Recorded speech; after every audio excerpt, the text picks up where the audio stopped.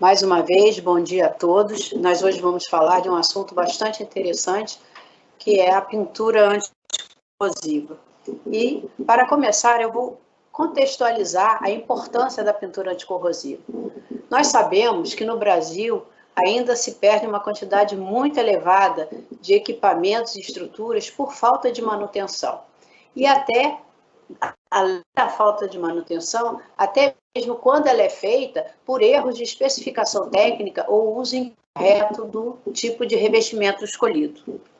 Para que o sistema anticorrosivo ele tenha sucesso e realmente tenha eficácia na sua proteção, protegendo o aço, é necessário alguns itens importantes, como o conhecimento técnico do material que está sendo empregado para a proteção, a correta especificação das tintas, a mão de obra que vai aplicar esses revestimentos tem que ser especializada e principalmente um controle de qualidade dos processos e procedimentos de aplicação. É um caso, eu gostaria de mostrar aqui um caso bem interessante que a gente vê isso no dia a dia. Quando a gente fala de especificação correta das tintas em relação ao tipo de trabalho que essa superfície metálica vai sofrer. Imaginem dois casos. O portão de uma casa, um casco de navio. O portão de uma casa, se ele for pintado com uma tinta indicada para um casco de navio, para uma atmosfera muito agressiva, o portão vai durar de eterno, a casa vai acabar e o portão vai ficar em pé. Já ao passo que se eu usar a tinta de portão no navio, esse navio ele vai durar muito pouco tempo fora do cais e nem de repente nem vai conseguir chegar ao seu destino previsto, porque o processo corrosivo vai ser bastante afetado. Para isso, uma maneira fácil de você evitar esses tipos de problemas é consultar normas que especificam os requisitos para os serviços de pintura anticorrosiva que vão ser realizados, seja eles em campo ou seja em fábrica, durante a construção e a manutenção destes equipamentos e estruturas metálicas. Nós, no setor elétrico, nós temos as normas Eletrobras de pintura anticorrosiva, que eu apresento aqui para vocês, nesse endereço eletrônico, elas estão na página da Eletrobras. São normas, como o Alberto comentou ontem, no curso de preparação de superfície, são normas de domínio público e de download gratuito. Então, a versão que está na página da Eletrobras é sempre a versão mais atualizada.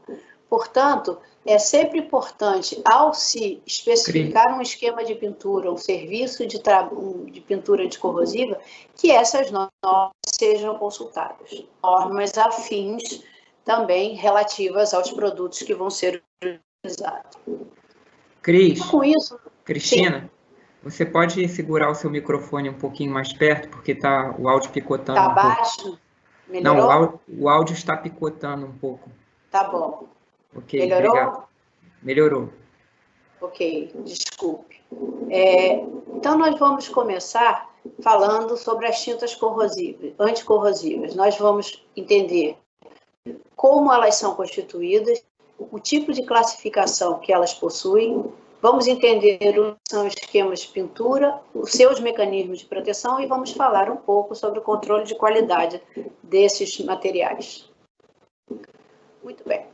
Uma tinta, ela é definida como um produto líquido ou em pó, que quando aplicados sobre um substrato, formam uma película, com propriedades definidas que podem ser anticorrosivas, estéticas, decorativas, enfim, uma série de propriedades inerentes a esse produto.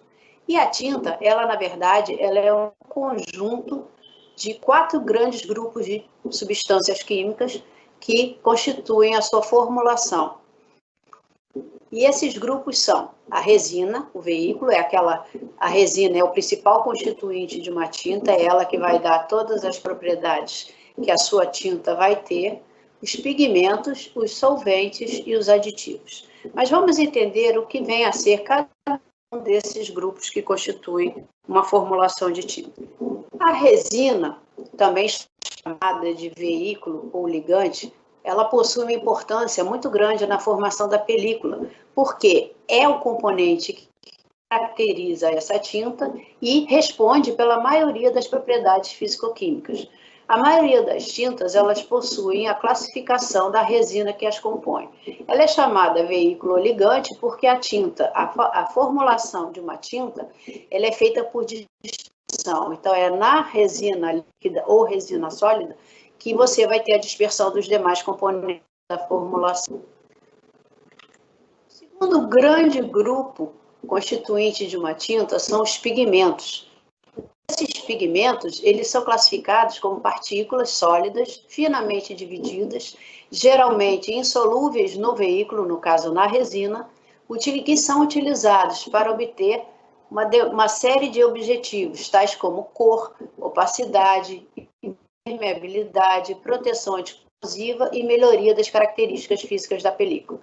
Então, dentro desse grande grupo de pigmentos, nós podemos citar 3 subgrupos também de grande importância. O primeiro subgrupo são os pigmentos opacificantes coloridos ou tintoriais, ou seja, são aqueles pigmentos que vão dar cor à tinta. Então, você tem uma tinta vermelha, você tem uma tinta azul, você tem uma tinta rosa, que é uma mistura de pigmentos brancos com vermelhos, você tem uma tinta violeta, que é azul com vermelho, enfim, os pigmentos opacificantes vão dar a cor desejada na sua tinta.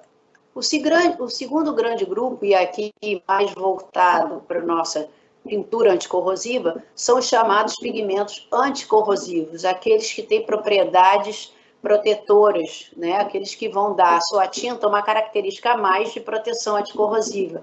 E como exemplo, nós temos pigmentos de ferro, temos o zinco e pó, para chamadas tintas ricas em zinco, que nós vamos falar um pouco à frente. Enfim, são pigmentos que dão a essas tintas uma propriedade protetora. Por fim, nós temos um terceiro grande subgrupo, que são chamados pigmentos inertes ou cargas. Podem ser barita, pode ser talco, pode ser uma série de outros pigmentos que vão dar corpo à tinta. O que eu quero dizer com corpo à tinta? Se você aplica uma tinta numa superfície vertical, não é interessante que ela escorra, porque além dos problemas estéticos, a diferença de espessura vai te dar também interferência na propriedade anticorrosiva que essa película formada vai ter. Muito bem. Além dos pigmentos e da resina, nós temos um terceiro grande grupo, que são chamados solventes. Hoje em dia, esse constituinte ele está caindo, a quantidade de solventes nas tintas ela está diminuindo em função de questões ambientais, em contrapartida com o desenvolvimento de novas tecnologias de resinas. As resinas, geralmente, elas são produtos viscosos, e aí se usa na formulação de uma tinta a adição de solventes para diminuir essa viscosidade e facilitar a aplicação. Mas hoje em dia nós já temos novas tecnologias de resinas que possuem viscosidades muito baixas, chegando até a viscosidades próximas da água. E aí você não tem a necessidade do uso de solvente. Ou então as tintas de grande desempenho, de alto desempenho, também podem possuir altas viscosidades, não ter solvente e serem aplicadas com equipamentos específicos. Além dos solventes, da resina, dos pigmentos, nós temos os chamados aditivos. Como o próprio nome diz, o aditivo é uma substância que é aditivada, né? Aditiva, desculpe a formulação, e são usados em pequenas concentrações para conferir alguma propriedade específica ou acertar alguma propriedade específica, característica específica da formulação final. Então, dentre eles, nós podemos citar os aditivos secantes, aqueles para favorecer a secagem, consequentemente, o manuseio mais rápido da peça pintada, os chamados antissedimentantes. O que são os antissedimentantes? Quando você prepara uma formulação de tinta, você fabrica uma tinta e depois essa tinta vai ficar estocada em algum lugar, é natural, pela lei da gravidade, que os pigmentos, uma vez que a formulação é feita por dispersão, é natural que esse sedimento, que esses pigmentos, essas cargas, tendam a ir para o fundo da lata, né, a sedimentar.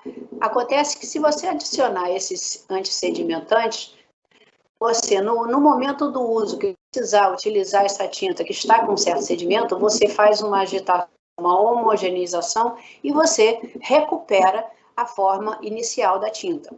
Também temos um terceiro aditivo que é chamado antipele ou antinata. Isso é muito comum em tintas que secam por oxidação do ar. Quando você tem um galão de tinta, por exemplo, e você utiliza metade desse galão. A outra metade que ficou no galão e você tampa e guarda, quando você vai abrir novamente, você vê que formou-se uma nata, uma pele. E aí, por que aconteceu isso? Aconteceu porque essas tintas que reagem com o oxigênio do ar, metade do galão você tinha tinta, mas na outra metade você tinha ar, então você tinha oxigênio. Então, o que se faz é adicionar esses aditivos para que não se forme, ou se forme uma quantidade muito pequena dessa pele ou nata resultante. Temos pacificantes, temos nivelantes, anti-espumantes, antifungos, principalmente para tintas que vão ser utilizadas em superfícies expostas a condições de elevada umidade. Agentes tixotrópicos são aqueles agentes que dão corpo à tinta. Enfim, existe uma família muito grande de aditivos que servem para propósitos específicos. Uma vez que a gente viu o que é uma tinta, como se faz uma tinta, a gente pode falar rapidamente dos tipos de tintas utilizadas em serviços de manutenção por pintura anticorrosiva. Nós temos, por exemplo, as tintas alquídicas, também conhecidas no mercado como tintas sintéticas, né? Todo mundo já deve ter ouvido falar, em algum momento da vida, eu vou comprar uma tinta sintética para pintar o portão da minha casa, né? Isso é uma tinta alquídica, e a característica que essa tinta tem é que essas tintas são monocomponentes, ou seja, você abre ela e usa, e a formação da película, depois que você aplicou na sua superfície e deixou secar, a formação da película ocorre por uma reação química da resina constituinte da tinta com o oxigênio do ar. Também são muito utilizadas na pintura anticorrosiva de manutenção as tintas betuminosas. As tintas betuminosas são as tintas que utilizam como matéria-prima o alcatrão de hulha, ou asfalto, ou também conhecido como piche. Entretanto, o alcatrão de hulha, essas tintas possuem excelentes propriedades anticorrosivas, têm um baixo custo, têm uma excelente resistência à água, tanto doce quanto salgado, como agentes químicos. E por isso ela é muito utilizada, é a tinta que é utilizada para isolar tubulações, para fazer manta de impermeabilização. Entretanto, a matéria-prima que constitui essas tintas betuminosas, o alcatrão de hulha, é altamente tóxica e cancerígena, porque ela é um dos últimos resíduos do refino do petróleo, e por isso ela possui uma quantidade muito elevada de compostos aromáticos e metais pesados. Por isso, elas estão sendo cada vez mais substituídas por outras tecnologias, apesar de no Brasil nós ainda não termos uma legislação que proíba. Na Europa e nos Estados Unidos já não se pode mais pintar nem fabricar tintas à base de alcatrão de hulha. Como característica dessas tintas, e por isso que elas são tão interessantes de serem utilizadas, se não fosse pela toxidez, é que elas são tintas monocomponentes, cuja secagem e a cura da película dependem apenas de evaporação de solvente. Então, quando o solvente todo vai embora, você já tem a película formada e, consequentemente, você já tem a proteção da superfície. Mas na pintura anticorrosiva industrial de manutenção, as duas tintas mais utilizadas que nós temos no mercado são as tintas epóxi e as tintas poliuretânicas. Né? Todo mundo já deve ter ouvido, aqueles que trabalham com pintura e manutenção já devem ter ouvido falar muito de tintas epóxi e tinta poliuretano. Né? Qual é a diferença dessas duas? Ambas são excelentes tintas para manutenção anticorrosiva, proteção de superfícies metálicas. As tintas epóxi, elas são fornecidas em dois componentes, ao contrário da tinta alquística, ao contrário da tinta bituminosa, que são monocomponentes. Essas tintas epóxi, elas são fornecidas em dois componentes, porque são tintas cuja formação da película é através de uma reação química, né? E elas têm dois componentes e elas têm uma relação de mistura que deve ser observada, né? A vantagem da tinta epóxi é que ela tem uma elevada resistência química e tem uma elevada resistência à umidade, também à abrasão e ao impacto. Entretanto, ela tem uma desvantagem, ela não pode ser utilizada para o revestimento de estruturas e equipamentos que ficarão ao ar livre, expostos à radiação ultravioleta, uma vez que a resina epóxi não resiste à radiação ultravioleta, o que causa perda de brilho e cor na película aplicada.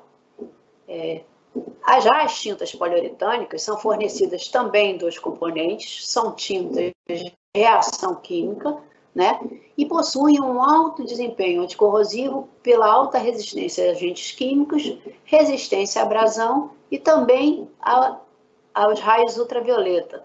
Para vocês terem uma ideia, as tintas poliuretânicas são as tintas que pintam os aviões, né? Os aviões, eles têm que ter a pintura, ela tem que ter uma resistência muito elevada à radiação ultravioleta, porque eles têm que manter as cores da empresa, entre outros fatores, né? E a maioria das tintas que são fabricadas com resinas que formam película através de reação química são fornecidas em dois componentes separados, né? Por isso elas são chamadas bicomponentes, que devem ser misturados na proporção em peso ou volume recomendada pelo fabricante. Quando nós vamos ver um pouco mais à frente o que é um boletim técnico, nesse boletim técnico você tem a relação de mistura indicada pelo fabricante. Cada fabricante vai fornecer uma relação de mistura diferente em função da sua formulação. E usar uma proporção diferente daquela indicada pode gerar problemas ou de falta de cura, ou seja, uma película que não é curada corretamente, ou uma cura muito rápida que também vai alterar as propriedades físicas da película resultante. Além dessas tintas, nós temos também uma gama também largamente utilizada, que são as chamadas tintas ricas em zinco. Como eu mostrei para vocês, aqueles pigmentos anticorrosivos, nós temos zinco em pó, né? E elas funcionam pelos princípios baseados no princípio de proteção catódica, onde o zinco, em contato com o seu metal, no caso de um dano à sua superfície pintada, ele vai funcionar como um sacrifício e vai proteger aquela sua superfície danificada, onde o aço está exposto por um certo tempo até que seja possível fazer um retoque, uma manutenção de correção naquela área. Geralmente, essas tintas possuem elevados teores de iodo zinco, variando de 75% a 95%. Isso porque você precisa ter bastante pó de zinco na superfície para que essa proteção catódica seja eficiente e eficaz. Nesse caso, esse tipo de tinta, o mecanismo de cura, de formação de película, ocorre através da reação química da resina utilizada nessa tinta com a umidade do ar, quando ela é num determinado grupo chamado etilsilicato de zinco. Quando ela é formulada à base de resina epóxi, ela é feita com dois componentes, componente A e B. que nós vamos falar um pouco à frente. E temos ainda as novas tecnologias das tintas chamadas tintas epóxi, isentas de alcatrão de hulha. Como eu comentei com vocês, as tintas bituminosas elas estão caindo em desuso em função das questões ambientais que envolvem a matéria-prima utilizada. Em face desse fato, os grandes fabricantes eles desenvolveram tecnologias cujas formulações se propõem a ter as mesmas propriedades que aquela tinta que possui o alcatrão de hulha, entretanto, sem o alcatrão de hulha. Comercialmente, elas são conhecidas como as tintas tar-free, né? Tar de alcatrão e free de livre, então livre de alcatrão. Então, elas se propõem a ter as mesmas propriedades anticorrosivas sem os agentes nocivos à saúde dos usuários. Então, como nós falamos, eu falei anteriormente, tinta monocomponente, componente, então vamos enxugar essas informações e vamos entender o que é cada uma delas. Então, quando eu falei tinta monocomponente, eu estava me referindo à tinta que é fornecida em uma única embalagem e está pronta para uso. Então, você abre a embalagem e usa a tinta e depois fecha, guarda e está tudo bem. A tinta bicomponente é aquela geralmente que é a tinta de reação química, e ela é fornecida em 2 embalagens, cujos conteúdos devem ser misturados momentos antes do uso, para que as reações entre os componentes se processem, e uma vez que você aplica sobre a sua superfície, há a polimerização do filme e a formação da película protetora. Para as tintas bicomponentes, existe e é fornecida pelo fabricante da tinta uma proporção de mistura também chamada relação de mistura. O que é essa proporção de mistura? Vocês lembram daquelas aulas da escola que a gente dizia, que a professora dizia A mais B dá C mais D, ou seja, o C e o D, que é o seu produto final, eles só são obtidos se você misturar A e B corretamente. Então, para as tintas bicomponentes, nós temos os chamados componente A e componente B.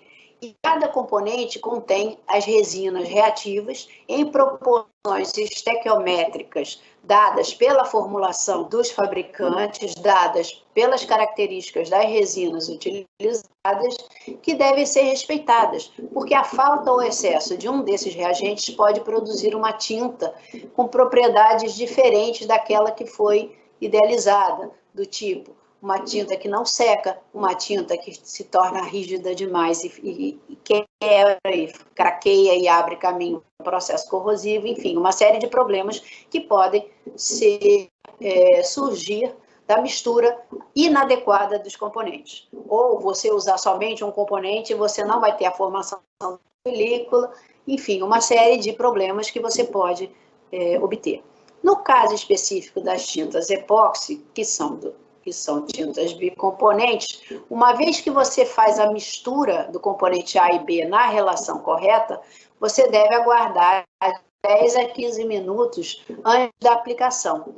Especificamente para as resinas epóxi, nós temos o que se chama o tempo de indução. É uma característica físico-química da resina epóxi que ela precisa iniciar o processo de polimerização, que leva aproximadamente 10 a 15 minutos, para que depois você possa aplicar na superfície e aí sim você promova a polimerização completa da resina e, consequentemente, você obtém uma película homogênea e com as características desejadas. Eu falei que um dos componentes da formulação da tinta é o solvente, né? Então, esse solvente também vai ser um parâmetro de classificação dessas tintas em termos da quantidade presente na formulação. As tintas podem ser classificadas pelo seu conteúdo solvente em dois tipos, dois grandes grupos, o chamado alto VOC e o chamado baixo VOC. O que vem ser o VOC? O VOC vem de uma sigla em inglês chamada Volatile Organic Compounds. Em português, ele significa conteúdo orgânico volátil. E esse VOC é a quantidade em massa de solventes presentes em um dado volume de tinta ou de resina, e ela é expressa em gramas por litro. Então, como hoje em dia a tendência mundial de controle ambiental é que você tenha tintas com menor quantidade possível de solventes para não afetar a camada de ozônio e afetar a saúde do trabalhador, cada vez mais as formulações, as novas tecnologias estão caminhando para tintas de baixo VOC, ou chamado low VOC, né, baixo VOC ou low VOC, ou VOC zero ou no VOC em inglês. Então, cada vez mais você vai se acostumar com essa terminologia, alto VOC, baixo VOC ou no VOC, ou VOC zero. E aí a gente pode classificar as tintas em termos da quantidade de solventes ou do tipo de solvente que ele é utilizado. Ainda temos no mercado uma quantidade muito grande de tintas à base de solventes orgânicos. Elas fazem mal? Fazem mal se você não tiver os cuidados necessários, se você aplicar sem o uso dos EPIs necessários, sem máscaras, sem luvas, sem roupas adequadas. Temos as tintas de base aquosa, os chamados water-based. Tinta de base aquosa, ela não significa, é curioso, eu até faço um parênteses aqui, o pessoal pergunta, Cristina, a tinta de base aquosa, ela dissolve se eu molhar? Eu vou assim, não, o que acontece é o seguinte, em vez de você usar um solvente orgânico na formulação da tinta, naquele grupo que eu mostrei inicialmente, você utiliza água. E as resinas que constituem essas tintas, elas utilizam parte da água utilizada na formulação para reagem com parte dessa água e aí formam uma película com características próprias. Então, na verdade, a tinta de base aquosa, ela utiliza a água na sua formulação, porém, uma vez formada a película, uma vez que a película está seca e curada, você pode jogar, ela pode entrar num dilúvio que ela não vai ser removida. Nós temos ainda as tintas sem solventes, aquelas cujas resinas não possuem solventes e, portanto, na formulação também você não adiciona solventes, mas as resinas possuem uma viscosidade característica que é possível você fazer a aplicação sem necessidade de diluição, e as chamadas tintas em pó. Nós vamos ver cada uma delas daqui a pouco. Então, definição, né? Só resumindo o que a gente falou, temos as tintas. Como é que a gente vai definir, então? As tintas à base de solventes orgânicos, elas apresentam têm solventes orgânicos tipo tolueno, xileno, acetato de etila, álcools, enfim, cetonas, ésteres, enfim, uma série de solventes orgânicos que têm grandes vantagens em termos de aplicação e desempenho, mas em face da inflamabilidade, que também é uma característica delas, e toxicidez, quando o operador não usa os EPIs adequados, elas vêm sendo contestadas e substituídas, né, por tintas solúveis em água ou tintas de base aquosa. Na verdade, essas tintas, elas não, ao contrário das tintas de base solventes orgânicos, que são fabricadas através de um processo chamado dispersão, as tintas de base aquosa são tintas emulsionadas. Então, as tintas de base aquosa são emulsões em água, onde o constituinte principal é responsável pela dispersão. Então, ela possui um mecanismo de secagem e coalescência, e por isso, a única característica que elas necessitam é uma condição de baixa umidade relativa do ar, para que a água se evapore mais rapidamente, né?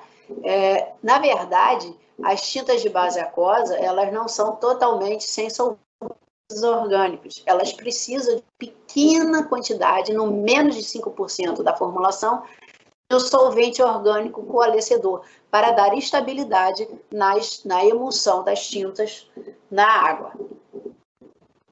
E as tintas sem solvente e tintas em pó, que são novas tecnologias, elas surgiram na década de 90 para cá, basicamente. As tintas sem solvente e as tintas em pó, elas são...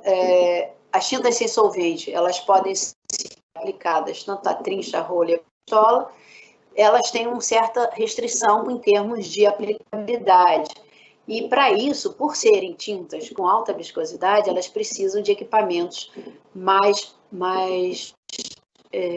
parrudos, aqueles que vão aplicar pistolas sem ar, pneumática, porque a viscosidade precisa de uma força de impulsão para chegar até o seu substrato. Já as tintas em pó, elas são tintas que possuem na sua formulação pigmentos condutores. E aí a tinta ela é aplicada por uma pistola que possui uma carga, dá carga a esses pigmentos, e a peça que vai ser revestida possui uma carga contrária.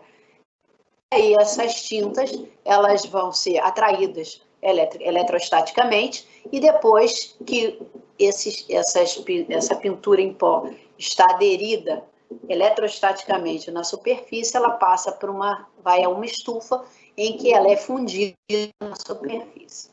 Ela é muito utilizada na pintura de eletrodomésticos, fogões, geladeiras, ar-condicionados.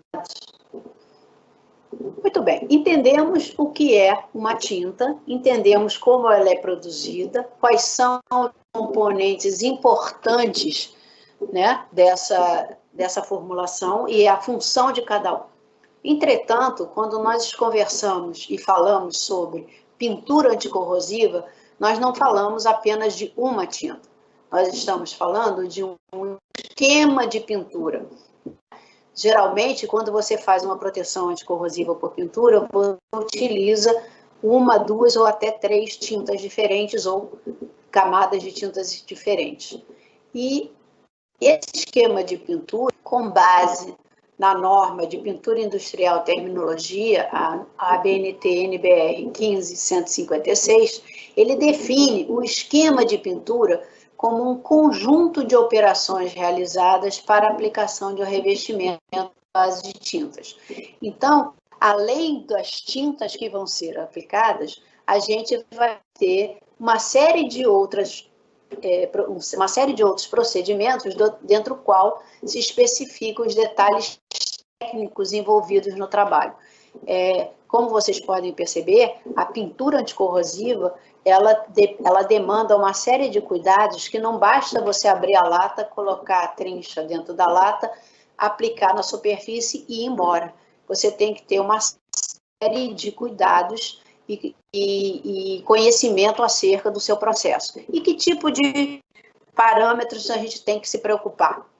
O primeiro, e aí nós estamos nos remetindo ao curso de ontem, é o tipo de preparação e o grau de limpeza de superfície. Está claro para vocês que nós não vamos aplicar uma tinta sobre uma superfície oxidada, né? Totalmente oxidada, sem limpeza. Você tem que remover essa oxidação o máximo possível para evitar contaminação, caso essa oxidação esteja contaminada. Você também deve, no esquema de pintura, definir quais são as tintas a serem aplicadas. Como eu mostrei no exemplo do portão e do navio, dependendo do tipo de superfície que você vai pintar, do ambiente no qual ela está exposta e o tipo de trabalho que ela vai receber, essas tintas elas têm que ter características específicas. Imagine, por exemplo, que você vai pintar uma superfície de um equipamento que está em constante vibração. Essa tinta que eu vou aplicar nessa superfície, ela não pode ter uma rigidez muito elevada, porque se ela estiver em vibração, ela vai formar trincas muito rápido, vai fissurar. E aí, se você fissura, quebra a película de proteção, você permite a entrada do meio corrosivo e aí dá o início ao processo severo de corrosão. Outra informação muito importante que deve constar no esquema de pintura é a espessura por demão de cada uma dessas tintas. No esquema de pintura, você vai definir quantas demãos você vai aplicar e a espessura de cada uma delas. A espessura, ela é dada pelo fabricante. Nós vamos ver no boletim técnico que quando o fabricante diz, minha tinta ela protege contra a corrosão, se você aplicar uma espessura seca de 100 microns ou 120 microns, significa que essa é a espessura indicada pelo fabricante que vai te dar a efetiva proteção. Uma espessura a menos ou a mais vai te dar uma película de características completamente diferentes daquela desejada. Também nós vamos ver à frente os intervalos entre as demãos e o método de aplicação de tintas. Toda tinta, ela possui o que a gente chama de tempo de secagem, é o intervalo entre demãos. E para que você possa aplicar uma segunda demão sobre ela. E também os métodos de aplicação de tintas. Existem tintas que são mais adequadas para aplicação a trincha, outras a rolo, outras a pistola. Os critérios para execução de retoques de pintura também são muito importantes e devem constar no esquema de pintura. Por quê? O que são os retoques? Às vezes você tem um equipamento que está pintado, mas na condição de trabalho, ele pode sofrer um dano, seja de montagem, seja de transporte ou qualquer outra causa.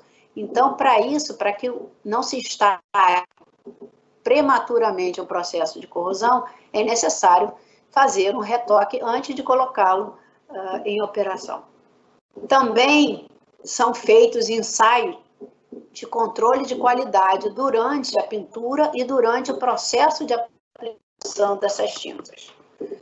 E, principalmente, as normas e os procedimentos a serem seguidos para cada atividade a ser realizada. Então, por exemplo, se é a norma de preparo de superfície, a norma do tipo de tinta utilizada, ensaios de avaliação, como normas de aderência, normas de medição de espessura, entre outras.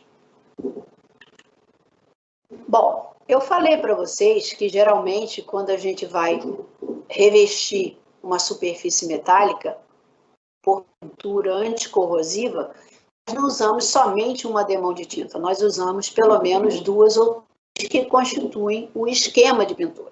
Então, eu vou explicar como essas demãos de tinta têm importância. A primeira, e a mais importante do esquema de pintura, é a chamada tinta de fundo, também conhecida como primer. Primer vem do inglês primeiro. Essa tinta de fundo, ela é a mais importante porque ela é responsável pela proteção anticorrosiva e pela aderência das demais mãos sobre ela. Por que responsável pela proteção anticorrosiva? Porque é ela que está diretamente ligada, em contato, né, com o substrato a ser protegido. Então, no caso de um dano, se ela não tiver uma aderência bastante satisfatória, ela vai facilmente deixar o seu substrato metálico desprotegido e aí sujeito aos processos corrosivos. A segunda demão, que pode ser uma demão igual à tinta de fundo ou de uma tinta diferente, é a chamada tinta intermediária, demão intermediária. Qual é a função dessa tinta intermediária? Ela auxilia na proteção, aumentando a espessura, consequentemente o efeito barreira, né? A distância entre o meio agressivo e o seu substrato. E também melhora a aderência da tinta de acabamento que era a ser aplicada. E por fim, dentro da classificação, nós temos a tinta de acabamento. Como o próprio nome diz, além do efeito estético, é uma tinta de acabamento, ela acaba o serviço, ela funciona como uma primeira barreira entre o meio agressivo e o seu substrato, e o seu esquema, né? Então, por isso, é conveniente que esta película seja bastante impermeável, porque nós sabemos que películas porosas permitem a entrada do meio agressivo no sistema. Uma coisa que faltou eu comentar é que a tinta de fundo ela tem naturalmente uma característica porosa. Já a tinta de acabamento não é porosa, ela é o mais impermeável possível. Por que a tinta de fundo ela tem essa característica porosa? Para que, além da aderência com o substrato, ela permita também a ancoragem das demais demãos do esquema, ok? Então, nós temos o mecanismo, o esquema de pintura, então, percebendo que nós temos tintas de diversas funções dentro de um esquema de pintura. Mas, basicamente, nós temos, pelas tintas escolhidas, 2 mecanismos de proteção anticorrosiva dos revestimentos por pintura. O primeiro é uma barreira, né? Sempre que eu coloco uma película no meu substrato, entre o meu substrato e o meu corrosivo, eu promovo uma barreira à chegada desse meio corrosivo no meu substrato. E, como nós já falamos, a tinta de acabamento ela deve ser a mais impermeável possível para evitar que esse meio corrosivo, seja ele líquido, seja ele gasoso, atinja o seu substrato. E o segundo mecanismo, também muito importante, é o mecanismo eletroquímico, baseado nos princípios da proteção catódica. É aquele mecanismo pelo qual as tintas ricas em zinco protegem o metal, pois eles formam uma pilha, as partículas de zinco formam uma pilha galvânica entre o metal base e o pigmento metálico do revestimento. Então, se eu tiver um dano nessa superfície pintada, aquelas tintas que protegem pelo mecanismo eletroquímico vão permitir que eu tenha um tempo para fazer a manutenção de retoque. Geralmente, as tintas ricas em zinco, elas são muito indicadas, devem ser utilizadas em ambientes de extrema agressividade, tais como ambientes marinhos e ambientes industriais. Eu falei também que outra coisa muito importante é o controle de qualidade das tintas líquidas, né? Não é só você pegar um galão de tinta, abrir o galão, colocar lá, pegar a sua trincha, o seu rolo e aplicar. Você tem que saber e tem que ter controle daquilo que você está utilizando, né? O termo da tinta. Em termos de projetos de proteção anticorrosiva e serviços de proteção anticorrosiva nas empresas, é importante que esses esquemas de pintura sejam definidos com antecedência, de modo a você saber que tipo de tinta você vai utilizar, né? E quando você tem aquisição de tinta, da tinta, quando você vai comprar tinta, é importante que sejam definidas as responsabilidades de ambas as partes, não só de quem está comprando, como também de quem está fornecendo, para que a qualidade prevista para o esquema de pintura seja efetivamente alcançada. Bom, a primeira premissa é que você pede um tipo de tinta de epóxi, seja poliuretano, alquídica, a qualidade da tinta é de responsabilidade do fabricante. Por isso, nas normas, eles citam que o fabricante deve enviar sempre, para cada lote adquirido, um laudo de conformidade dessas tintas. O cliente, por sua vez, tem a responsabilidade de definir, através de uma norma técnica ou outra especificação, os requisitos de qualidade da tinta a ser comprada. Ou seja, é aquele caso da tinta de porcelana e da tinta do navio. Ele tem que saber que tipo de tinta ele vai adquirir e para que tipo de trabalho, para que tipo de situação essa tinta vai proteger, ok? O fabricante também, como eu falei, deve apresentar um certificado de qualidade para cada lote de tinta, atestando a conformidade da mesma com os requisitos estabelecidos pelo cliente. Ao cliente também compete efetuar a inspeção de recebimento de cada lote recebido.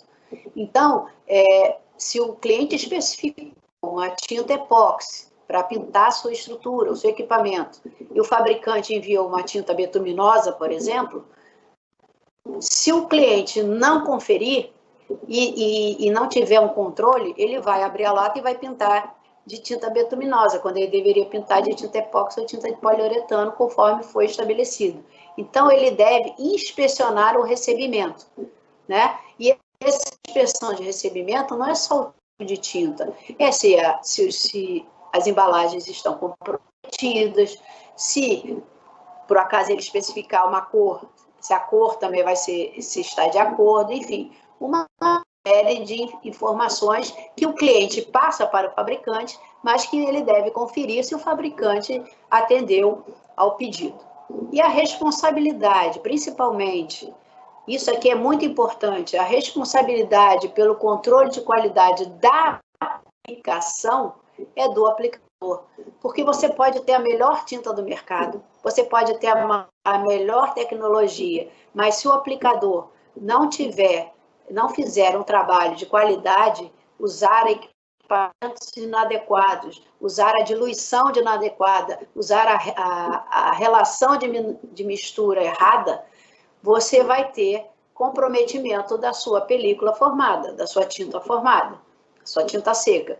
E aí, esse aplicador, ele deve elaborar e implantar um sistema de qualidade que assegure que a aplicação seja feita em conformidade com os requisitos do cliente. Então, o que a gente tira daqui? Que antes de qualquer serviço de pintura anticorrosiva, é fundamental um acordo entre as partes, entre o cliente, o aplicador e o fabricante, o fornecedor. Sem isso, vai se comprar uma tinta qualquer para aplicar de qualquer forma e que não vai assegurar a proteção anticorrosiva do equipamento. Nós temos também, e aí quando eu falo de padrões de qualidade da tinta, eu vou citar aqui, nós não vamos entrar a fundo, mas são parâmetros muito importantes que são fornecidos pelo fabricante da tinta, do fabricante do produto, e são relacionados à qualidade da tinta líquida, que vai acarretar numa proteção anticorrosiva da película seca formada. Bom, o primeiro parâmetro importante é o teor de sólidos por massa.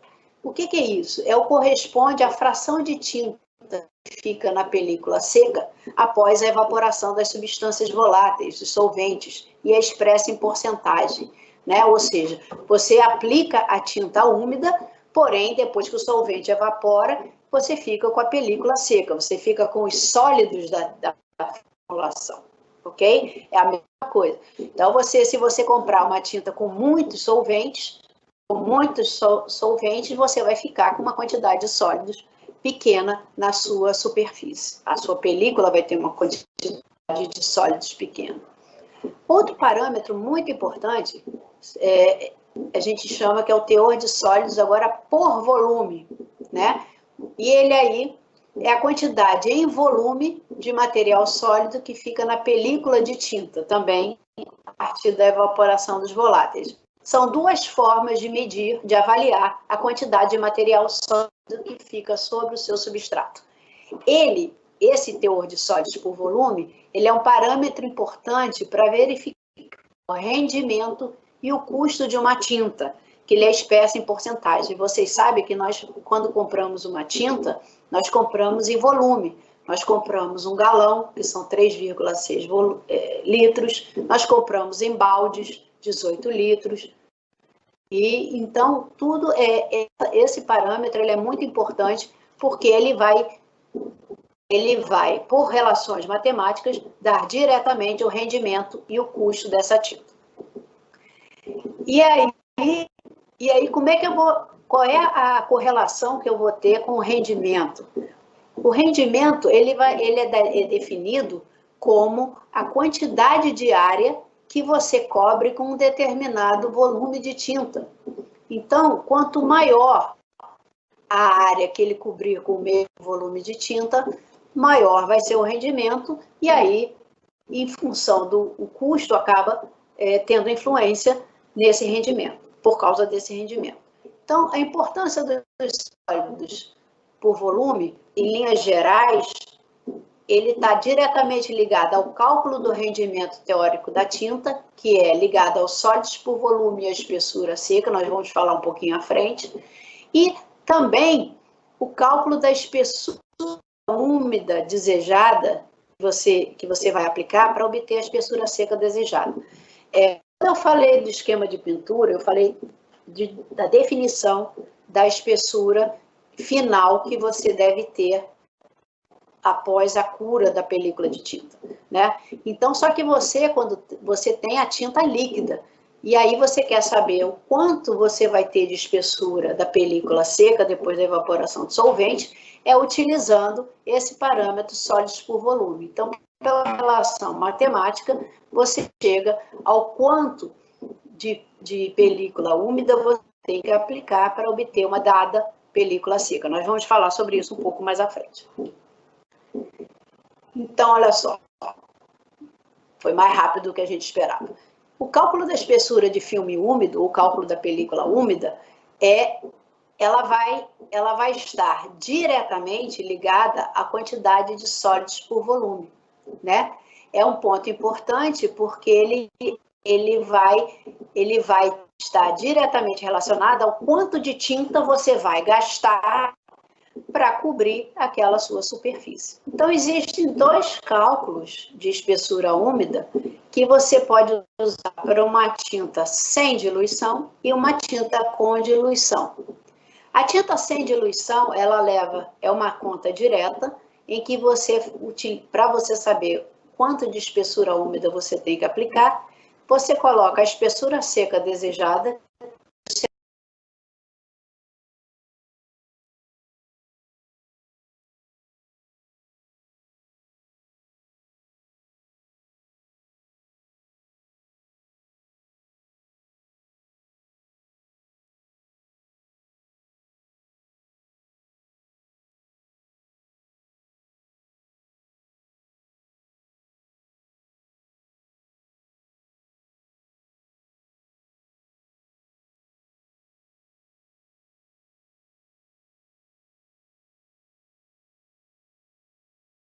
sobre os sólidos por volume informados no boletim, só que aqui você vai multiplicar não somente por 100, porque aqui estava sem diluição, mas você vai adicionar o percentual de diluição máximo ou o desejado da tinta. E onde eu tiro esse valor de diluição da tinta? É também pelo boletim técnico que o fabricante informa o quanto a tinta dele suporta uma diluição sem perder as propriedades na película seca formada, ok? É aquela história. A gente tem que colocar, quando a gente está pintando, por exemplo, fazendo uma obra civil, você está usando uma tinta à base d'água, você coloca um pouco de água para diluir, para melhorar a aplicabilidade. Mas tem gente que coloca, em vez de colocar água na tinta, coloca a tinta na água. Então, você bota muita água, você dilui demais, você muda completamente as propriedades dessa tinta. E aqui eu estou mostrando para vocês como se faz, porque a gente calculou a espessura úmida. Mas como é que eu vou saber quanto de espessura úmida eu tenho? Porque se eu botar espessura úmida de menos ou espessura úmida de mais, a espessura seca resultante vai sofrer alterações. Então, para a medição da espessura de película úmida, utiliza-se um dispositivo chamado dente de espessura. Vocês estão percebendo que é um dispositivo que tem dentes, né? Vocês estão vendo aqui? Esses dentes são graduados. E aí, quando você coloca o pente de espessura úmida perpendicularmente, seja na vertical ou na horizontal, mas perpendicularmente, o último dente molhado, como mostra aqui essa figura, o último dente molhado é que está se relacionando à espessura úmida obtida. Então, aqui nesse exemplo aqui que eu estou mostrando, a espessura úmida aplicada foi 225 microns. A unidade utilizada são microns, micrômetros, né? E aí você tem aqui 225 microns. Então, pela aquela conta anterior que eu mostrei, por essa conta anterior aqui, eu vou saber se essa espessura aplicada, ela está de acordo com, ela vai me dar uma espessura seca que eu quero, ok? Às vezes, em campo, nós temos também que nós podemos ou ter uma visão acurada e ver aonde o dente está molhado, né? Ou então utilizar um subterfúgio, usar uma folha de papel e fazer uma impressão da tinta. E aí a gente lê o valor aplicado. Aqui essa figura, ela mostra claramente, aqui um exemplo, um pente com 3 graduações. Mostrei que o 10 molhou bastante, passou da graduação, né? Significa que, se vocês estão vendo, esse pente é uma escala, então ele tem uma certa distância do seu substrato, né? Aqui está o seu substrato, aqui está a película, você tem as duas pontas, são os suportes, você não avalia, então pelo dente, no menor dente ele molhou bastante, como esse aqui, ó, ele molhou bastante, significa que a pintura aplicada nesse exemplo estava acima de 10 microns. Já no de 30, que era maior, ele nem chegou a encostar na tinta, significa que a minha tinta tem menos que 30 microns. Entretanto, o último dente molhado foi o de 20, significa que a minha espessura úmida, ela está próxima de 20 microns úmidos. E aí, quando eu jogar na fórmula, eu vou saber se ela vai me dar aquela espessura seca desejada, ok? E eu falei também que no controle de qualidade das tintas líquidas, um parâmetro muito importante é o tempo de secagem, que vai me dar depois o intervalo de repintura. Então, o que é esse tempo de secagem na pintura anticorrosiva? É o tempo que você tem a formação, a secagem superficial da película. A gente tem que fazer aqui um parêntese, que secagem é diferente de cura, né? Eu posso ter um filme seco, porém sem estar curado totalmente. Então, aqui eu estou me referindo à secagem.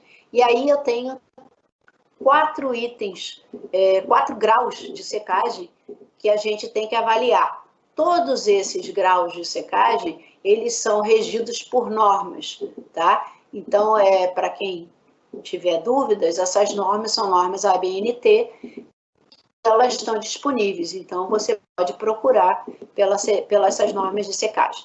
A primeiro tipo de secagem, e aí esses estágios de secagem, eles são sequentes, subsequentes. O primeiro estágio que você tem, a secagem ao pó, ele é definido como o tempo necessário para que o filme de tinta não absorva as partículas de pó presentes no ambiente. Fazer um serviço de pintura, às vezes você está no campo, você tem que tomar uma série de cuidados com relação a esses tempos de secagem. Imagine que você pintou o seu equipamento e você está ainda com a tinta úmida, não chegou ao estágio de secagem ao pó e começou a ventar. E aí esse vento trouxe para a sua partícula poeira, galhos, folhas. Se você estiver no campo aberto, ou se estiver, por exemplo, no estaleiro, você está com o serviço de jateamento ocorrendo simultâneo, você não pode ter esse serviço simultâneo, porque se a sua tinta não tiver secagem ao pó, aqueles adesivos podem ficar incorporados no filme de tinta. Então, é sempre necessário estar atento ao tempo de secagem ao pó. É aquele que a tinta seca superficialmente, de modo a que ela não mais incorpore nenhum tipo de partícula externa. O segundo tempo de secagem é o chamado secagem ao toque. É aquele tempo necessário para que o filme esteja seco o suficiente para não marcar pressão digital, ou seja, a secagem ao pó, você passa a mão muito levemente sobre a superfície e ela está seca. A secagem ao toque, você já passa o dedo sobre a superfície, ele está seco, mas você ainda ele não marca a impressão digital, mas ele ainda está macio. E outra característica da secagem toque é quando você não tem mais aquela pegajosidade, a tinta não sai no seu dedo, né? No campo de pintura industrial, a gente costuma falar pegajosidade ou taque, aquela pegajosidade, né? O terceiro tempo de secagem para repintura, e é esse que a gente vai estar atento quando for fazer o intervalo, a pintura de uma demão sobre a outra, é o tempo necessário para secagem, de modo que você possa aplicar a demão subsequente sem danificar a demão de baixo, né? Se você aplicar antes da repintura, ou seja, se você não tiver dado o tempo da repintura, quando você vier com a sua trincha ou com o seu rolo, você, na hora de aplicar a segunda demão, você vai arrastar a demão de baixo. Então, isso vai te dar um problema além de estético, que é o de menos, em termos de pintura anticorrosiva, você vai ter uma irregularidade da película, e, consequentemente, você vai ter uma irregularidade na proteção anticorrosiva da película. E, por fim, a secagem ao manuseio é o tempo necessário para que a película não apresente nenhuma alteração de superfície no tempo avaliado. A manuseio, onde você pode pegar, pode tocar, sem que isso cause nenhum dano nessa superfície, ok? Uma coisa que é importantíssima quando você faz um processo de pintura é o controle das condições climáticas, e também da espessura da película aplicada. Esses dois itens, eles afetam os tempos de secagem. Tá claro que se você aplicar sua tinta num tempo frio, ela vai demorar mais a secar do que num tempo quente. E também, se você tiver uma espessura mais espessa, ela também vai demorar a secar mais do que uma espessura mais baixa, ok? Então, todos esses parâmetros que eu falei para vocês, eles são dados no boletim técnico da tinta. Isso aqui é um exemplo de um boletim técnico. Cada fabricante tem o seu boletim, tem o seu layout, e aí você tem todas essas informações sobre as quais nós falamos. O boletim técnico de uma tinta é a bula da tinta, né? Nós, quando vamos tomar um remédio, nós vamos ler a bula para saber se a gente pode tomar, como tomar, qual é a posologia. A mesma coisa é um boletim técnico. Então, rapidamente, eu vou ensinar vocês a ler um boletim técnico, porque isso é muito importante. Você, antes mesmo de adquirir a tinta, seja do fabricante A, B ou C, você hoje em dia pela internet, você já tem como acessar esses boletins técnicos. E aí você pode verificar se realmente aquele produto que você pretende adquirir é adequado às suas condições de trabalho. Então, geralmente, no boletim técnico, ele vai vir com o nome da tinta, geralmente aqui desse lado vem o logo do fabricante A, B ou C, você tem o nome da tinta, se ela atende a normas específicas de empresas, por exemplo, essa tinta aqui, ela atende norma Petrobras, ela atende a norma CHESF, ela atende a norma eletronuclear, enfim, ela atende uma série de normas, ela foi homologada, ela foi classificada e atende os requisitos técnicos das empresas. Depois, no boletim, a gente também vem uma breve descrição do que vem a ser essa tinta. Então, por exemplo, essa tinta epóxi mastica alumínio, ela é classificada como um revestimento epóxi dupla função de alta espessura bicomponente. Então, isso já te dá uma informação que a tinta é bicomponente, então você vai receber um conjunto, né? A tinta vai vir num conjunto de componente A e B, não vai vir uma lata somente, vão vir duas latas. Cada conjunto vai se constituir na tinta epóxi mastica alumínio, é o conjunto de componente A e componente B, que ele indica o uso recomendado para substratos de aço carbono, enfim, para tanques, tubulações, enfim. As informações técnicas do produto, a cor, porque para cada referência, para cada número de tinta do fabricante, ele vai ter uma cor, a textura, se ele é brilhante, fosco, semibrilhante, e te dá os sólidos por volume. Isso é o sólidos por volume fornecido pelo fabricante, que você vai utilizar. Lá na frente nós vamos aprender como fazer, a calcular o rendimento. Então, a partir desses sólidos por volume, você calcula o rendimento teórico e já vai ter uma ideia de quanta tinta você vai precisar comprar, porque você já sabe a área que você vai revestir. O peso específico é uma característica físico-química. O VOC também é dado, 190 gramas por litro, é uma tinta que possui solventes orgânicos. Ele tem um ponto de fulgor, que isso aqui é uma informação para uso em espaços confinados. O ponto de fulgor é aquele que ele pega fogo, né, sozinho, se ele chegar numa temperatura em espaço confinado, ele entra em ignição, mas isso aqui geralmente tem que ser levado em consideração somente para aplicações em espaços confinados. Para aplicação em campo, em espaços abertos, ele não tem tanta interferência. E, principalmente, a relação de mistura. A relação de mistura, como eu falei para vocês, é aquele A mais B, que vai dar C mais D, onde C mais D é a minha película com todas as propriedades desejadas. Então, eu digo que a relação de mistura ela é dada tanto em peso quanto em volume. Por quê? Às vezes, eu estou numa condição em que eu tenho uma balança e eu posso pesar essa tinta. Mas, às vezes, no campo, eu não tenho essa possibilidade. Então, eu vou utilizar a relação em volume. E o tempo de vida útil da mistura. Isso é uma outra característica que as tintas bicomponentes possuem.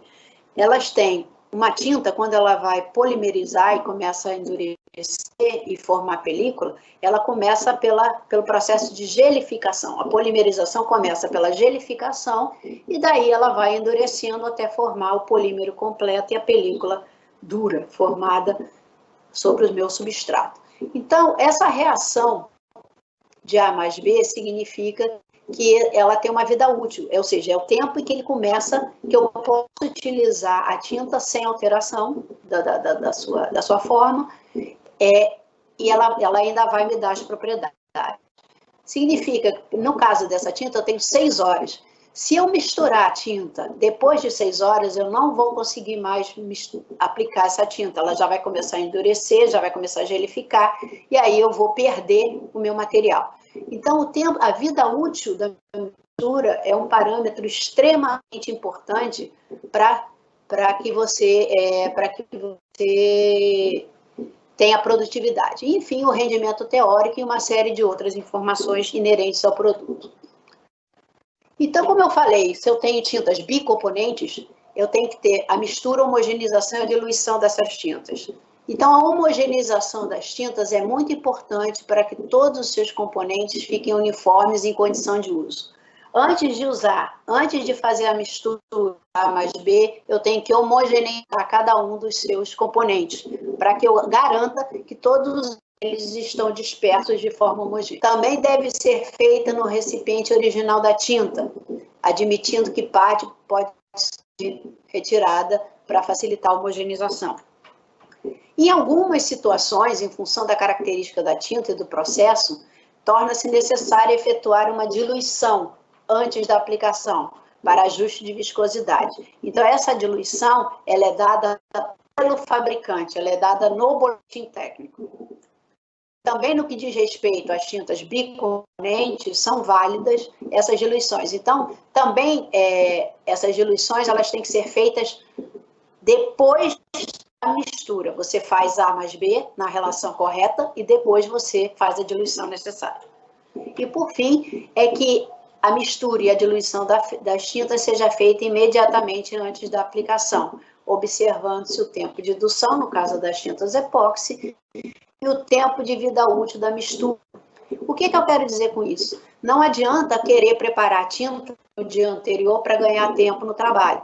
No máximo, se você misturar a tinta na véspera, no dia seguinte você Em vez de ter a tinta pronta para uso, você vai ter um belo banco, um protetor de porta, alguma coisa assim, mas não a tinta para aplicação, ok? Não, ele tem que ser respeitado esse tempo de vida útil. E a diluição depende do tipo de peça a ser pintada, das condições, tanto de trabalho quanto ambientais, e o método de aplicação. E, principalmente, voltando mais uma vez a bater nisso, o boletim técnico indica qual o diluente correto. A gente vai ver que não adianta, não é botar qualquer redutor faísca que vai facilitar a minha aplicação, ok? E o que eu vou conseguir é uma falha prematura na película observada. Então, só para a gente terminar essa parte, eu tenho aqui o solvente diluente. Eu quero levantar uma questão de reflexão. Vocês sabem qual é a diferença entre solvente, diluente, redutor e thinner? Todos são termos conhecidos, né, de quem trabalha em manutenção. Mas, por definição, da norma de pintura industrial, o solvente é o constituinte da tinta, ok? Aquele que é incorporado na fabricação.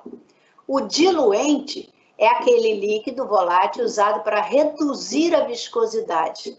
E esse diluente, ele é indicado pelo fabricante de tinta. Então, quando você compra a tinta para determinado serviço de manutenção, você vai comprar a tinta e o diluente e vai utilizar o diluente na proporção indicada pelo boletim técnico.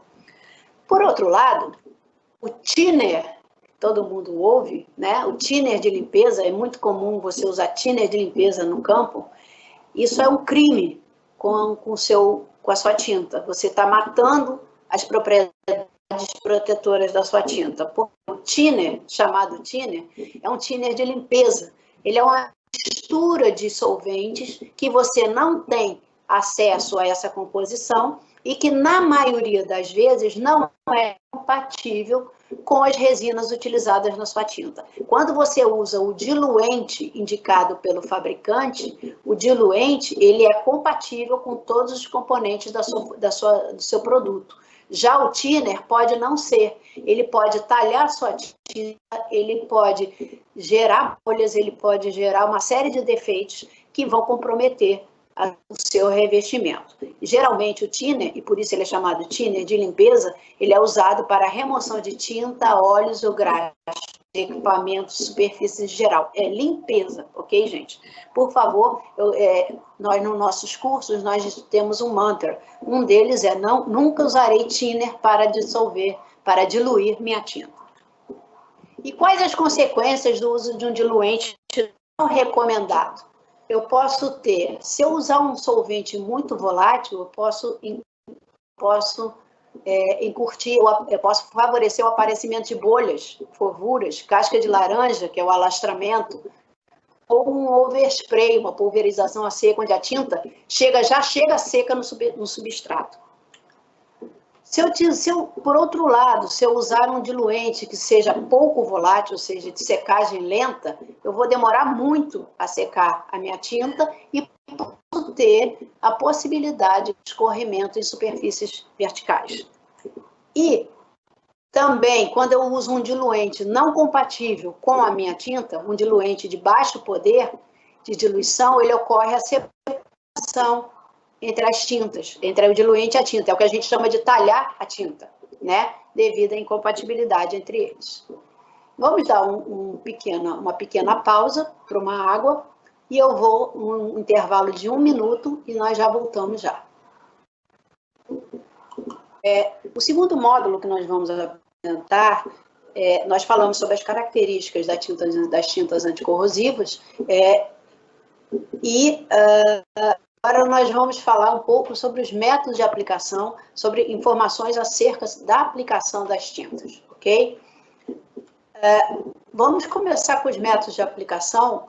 Um dos métodos mais largamente utilizados na pintura de manutenção é o uso da trincha. Aqui eu vou fazer um parâmetro, um parênteses, aliás, fazendo um pequeno comentário. O pessoal costuma chamar de pincel. Em pintura anticorrosiva, a gente não chama de pincel. Pincel é de artes, é de maquiagem. Agora, para pintura de manutenção, a gente vai usar a trincha, ok?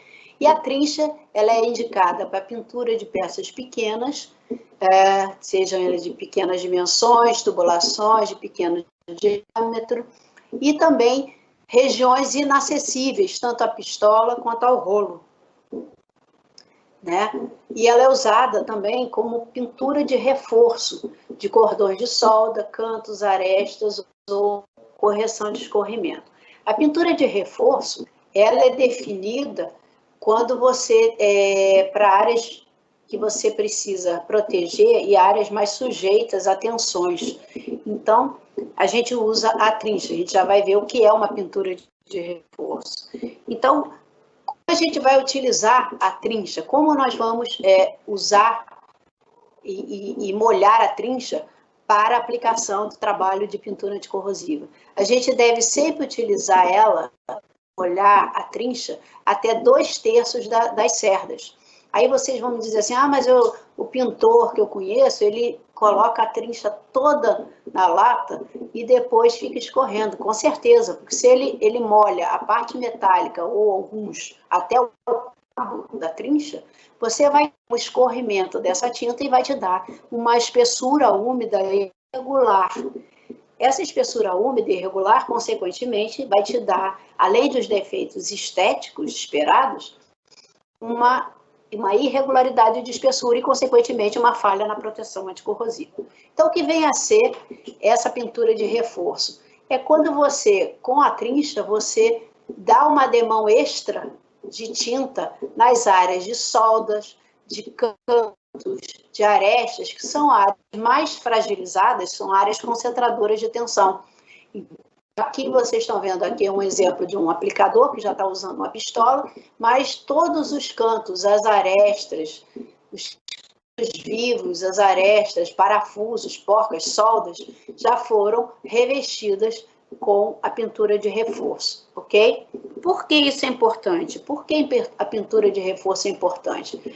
Porque quando a gente aplica a tinta num canto vivo, pela questão da tensão residual existente, é uma área em que você naturalmente fica com uma falha na proteção. Você fica com um filme de espessura menor, consequentemente menos protetor.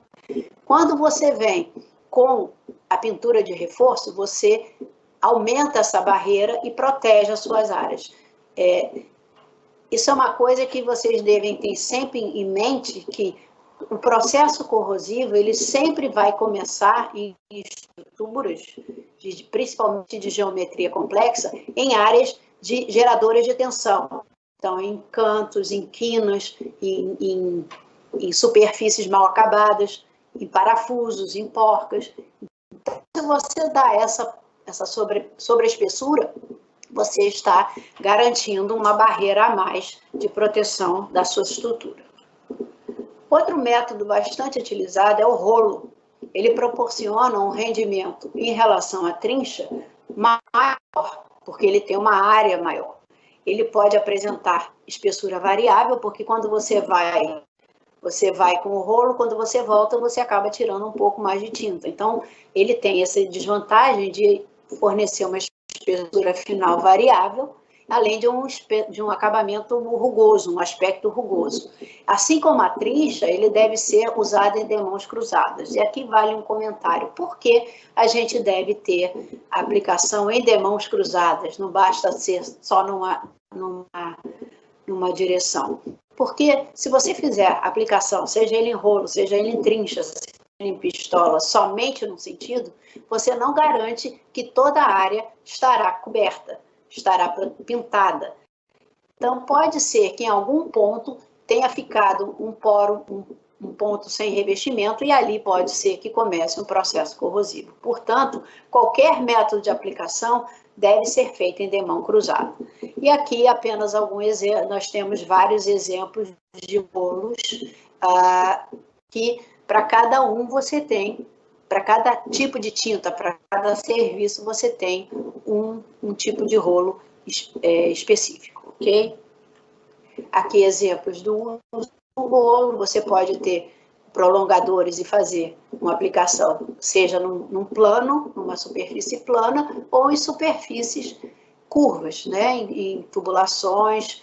Aí você pode fazer a sua demão cruzada a seu critério. Você pode fazer na diagonal, você pode fazer na vertical, você pode fazer na horizontal, mas contanto que estas demãos se sobreponham e você garanta que toda a superfície foi recoberta. Além da trincha e do rolo, você tem a pistola convencional.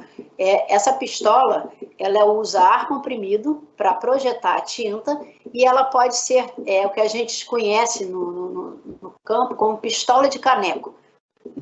Você pode ter a pistola de caneco, o caneco embaixo, ou por gravidade o caneco em cima do bico da pistola. Então, ela é atomizada no bico da pistola, pela ação do ar comprimido que vem por essa mangueira, e aí é projetada no seu substrato. O tamanho do leque é regulável, você pode abrir um leque maior ou menor, e é um método que apresenta maior produtividade e fornece uma película com uma espessura mais homogênea ao longo de toda a superfície. Entretanto, por causa do leque, você tem, e pela pressurização, você tem o inconveniente de ter uma grande perda de tinta por evaporação, principalmente se for uma tinta que tenha uma quantidade muito grande de solventes, ok? Pistola convencional, a gente tem também a chamada pistola airless, ou sem ar, né? Essa é uma pistola em que você aciona pneumaticamente a tinta até o bico da pistola, e ela apresenta um desempenho muito maior do que a pistola convencional. E, além disso, a perda de material que você tem é muito menor, porque o seu leque ele é mais direcionado e também a pressão ela é mais indicada para tintas que usam pouco solvente ou quase ou sem solvente. Aqui, basicamente, ela é uma bomba airless, pneumática, e ela tem uma pistola, que é um pouco diferente da pistola convencional. E essa bomba ela projeta a tinta também pneumaticamente até o seu substrato. Já existem no mercado bombas airless que são automatizadas. O que é isso? Elas são controladas por computador e você apenas insere a relação de mistura que você deseja. E aí você tem uma série de mangueiras, cada uma no seu componente, e aí a mistura dos componentes da tinta é feita diretamente no bico da pistola, né? Em vez de você, ao contrário do que você faz na trincha, no rolo, que você faz a mistura dos componentes na lata, aqui a própria tinta, a própria máquina programada na relação de mistura, ela joga para o bico da pistola a quantidade correta de A e B, e aí a mistura é feita no bico da pistola e já sai misturado e já vai direto para o substrato. Aqui um exemplo, você vê que ela tem um leque mais potente, ela pode ser feita em várias situações, e ela tem um rendimento muito maior do que a pistola convencional, com uma perda muito menor. Outro método muito usado também é a imersão. Isso geralmente é feito em fábrica, né? É um método para revestimento de peças em fábrica, em que a peça é mergulhada num tanque contendo a tinta. Ela tem pouca perda porque a tinta que escorre, ela cai dentro do tanque, então a perda é pequena, mas ela tem a desvantagem de fornecer espessuras irregulares, né? Porque como ela escorre, a parte de cima sempre acaba ficando com um pouco de tinta a menos do que a parte de baixo. Outro método muito importante, e é bastante utilizado, como eu comentei, são a pintura a pó, a pintura eletrostática ou pintura a pó. Elas são aplicadas, não possuem solventes, e elas são formuladas com pigmentos condutores. E esses pigmentos, quando eles são aplicados, a peça ela tem uma carga, ela é carregada eletricamente com uma carga oposta àquela que está ligada na pistola, né? E depois que essa pintura, essa tinta fica ligada eletrostaticamente na peça, ela segue para uma estufa onde vai ser feita a cura, né? Essa tinta a pó por uma elevada temperatura. Por isso que a pintura é extremamente resistente, ela é extremamente aderente e tem uma excelente resistência à abrasão e a impacto. Então, como vocês podem ver, a pistola ela é ligeiramente diferente da pistola convencional. Você tem aqui a pulverização da tinta em pó. Essa tinta possui os pigmentos condutores e a pistola ela está carregada com uma carga, seja positiva ou negativa, e a peça está carregada com a carga oposta. Esse pó fica aderido eletrostaticamente e logo em seguida ele segue para uma estufa de alta temperatura, onde essa película, esse pó vai ser fundido no seu substrato. A pintura eletroforética, ela segue o mesmo princípio. A diferença é que a pintura a pó, você tem a tinta a pó. A pintura eletrostática, a tinta é pó. E a eletroforética, a tinta é líquida. É a pintura que é utilizada na fabricação dos automóveis, na carroceria dos automóveis. Aqui a gente pode até aproveitar, isso aqui é uma carroceria entrando no tanque, a tinta aqui, então ela é líquida, porém os pigmentos são condutores, e aí também vocês estão vendo que eles vêm por esteiras. Essas esteiras é que são responsáveis por carregar eletricamente a peça. E aí, lentamente, eles entram no tanque contendo a tinta, e aí a tinta molha e reveste toda a superfície, e depois eles seguem o caminho deles também em esteiras rotativas. Essa foto aqui eu coloquei para mostrar para vocês que também, no caso da indústria automobilística e de maioria das peças que são aplicadas por imersão, as pinturas por imersão, elas têm um sistema de rotação da peça ser revestida. Como eu falei para vocês, o método por imersão, ele causa espessuras irregulares devido ao escorrimento. Então, essa rotação que as peças sofrem, aqui eu estou mostrando uma carroceria de automóvel, mas a maioria das peças que são feitas por imersão sofrem também, de modo a homogeneizar a tinta líquida ao longo da superfície. E aí, quando eles saem e seguem aqui na esteira, seguem o caminho para a estufa, eles vão direto para a estufa e a estufa cura, seca por alta temperatura também. E aí, quando nós falamos sobre intervalo, secagem, tempos de secagem, eu comentei sobre os intervalos de repintura entre demãos. Isso é muito importante e é um tempo que é dado no boletim técnico. Então, vocês estão vendo que é muito importante estudar o boletim técnico de uma tinta, porque é ali que você vai ter todas as informações importantes para o uso no seu processo de pintura. Então, o intervalo de tempo entre demãos, ele vai ser definido como o tempo que deve ser aguardado para a aplicação de uma demão subsequente, ok? Ou tempo de repintura. E aí eu quero mencionar três casos em que o intervalo de demãos foi desobedecido ou obedecido. Se eu perguntar, antes do intervalo entre demãos, o filme que eu vou aplicar, no filme de baixo, na primeira demão, ainda há presença de solvente retido. E aí, se eu aplicar um segundo antes do intervalo de demãos, além de eu poder arrastar esse filme e causar aqueles defeitos estéticos, irregularidade de película, eu posso também reter o solvente baixo que não teve tempo de evaporar. E aí, essa retenção de solvente pode me gerar falhas prematuras na minha pintura, como, por exemplo, a formação de bolhas, porque esse solvente vai querer sair, não vai conseguir sair e vai ficar retido na forma de bolhas.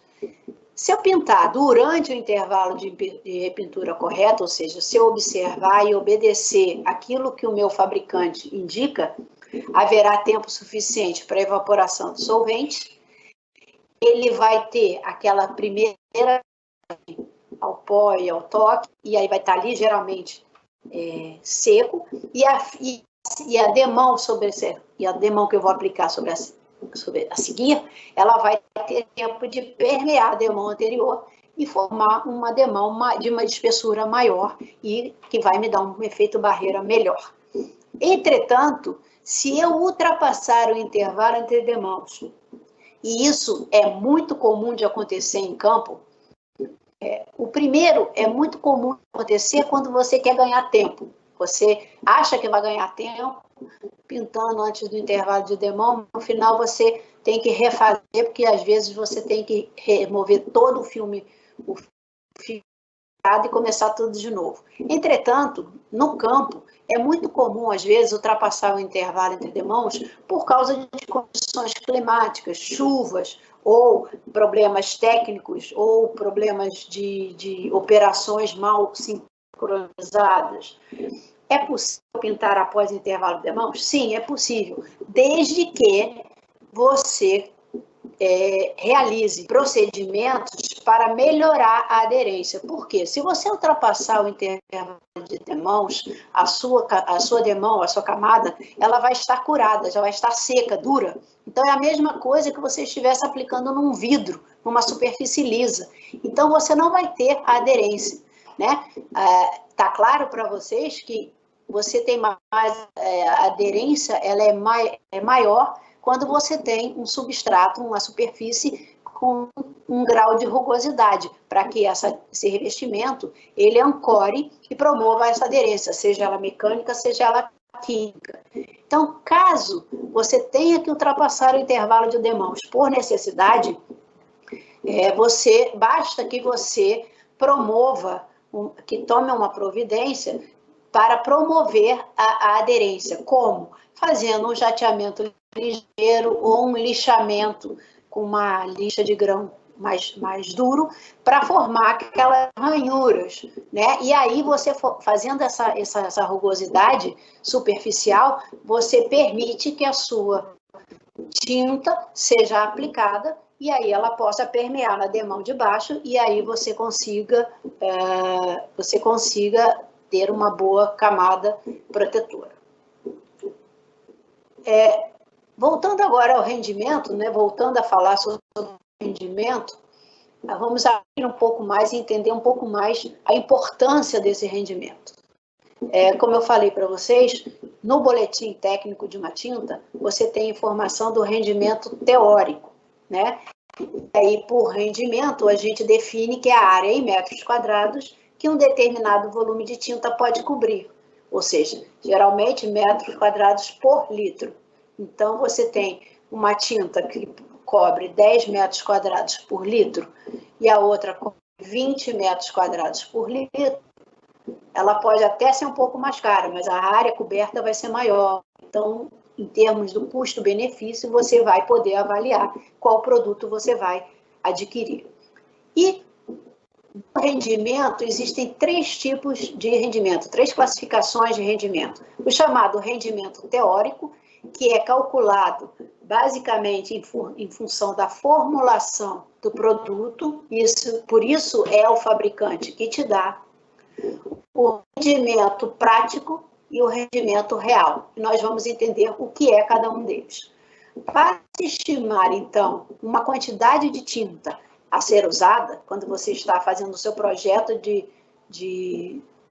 você está fazendo o seu projeto e vai estimar a quantidade de tinta que você vai comprar, o primeiro parâmetro que tem que ser calculado é o rendimento teórico. Na verdade, ele não vai ser calculado, ele vai ser fornecido pelo fabricante. Então, você tem que saber que tinta você vai usar, né, em função das coisas, do tipo de material, todas aquelas especificações que nós citamos anteriormente. Qual é o substrato, o tipo de trabalho, se vai ser exposto ao tempo, se vai ser em condição abrigada, se vai estar imerso, se não vai estar, saber. qual é a tinta que vai ser utilizada. Sabendo a tinta que você vai usar, eu não estou falando o fabricante, estou falando da família de tinta que você vai usar, você vai avaliar o rendimento teórico dos diversos fabricantes que vão te apresentar esses produtos, que é informado no boletim técnico. E aí, em função do rendimento teórico, a gente vai calcular os rendimentos práticos e o rendimento real. E aí você vai dizer assim, Cristina, mas se eu calcular o rendimento já não me basta? Você já te basta como uma primeira avaliação. Mas você vai ter que entender o seu rendimento prático em função também do método de aplicação, das condições da superfície, e o rendimento real você vai ter realmente no final do trabalho. Então, para saber o rendimento prático e real, em função do trabalho, a gente primeiro precisa de saber algumas informações. Primeiro, o volume de sólidos da tinta, da onde eu vou tirar? Do boletim técnico. O tipo de preparo de superfície, particularmente o perfil de rugosidade obtido. Para quem teve a oportunidade de assistir o curso de ontem, vocês viram que se eu utilizar um tratamento de superfície mecânico ou manual, eu vou ter um aspecto de preparo de superfície. Se eu usar um jato abrasivo, eu vou ter outro. Em função do preparo de superfície, esse aspecto da superfície vai consumir mais ou menos tinta na primeira demão a ser utilizada.